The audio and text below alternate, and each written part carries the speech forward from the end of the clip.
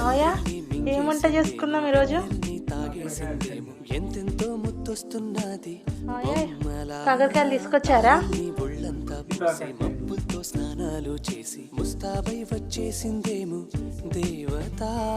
మొత్తం భూగోళమంతా పూలే చల్లేసినట్టు మేఘాలందేసినట్టు ఉందే ఉందే.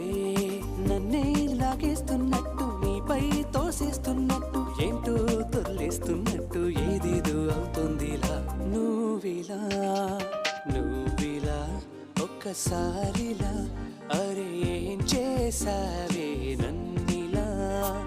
కోయిలా ఎందుకో ఇలా నిన్ను చూస్తూ చూస్తూ చాలి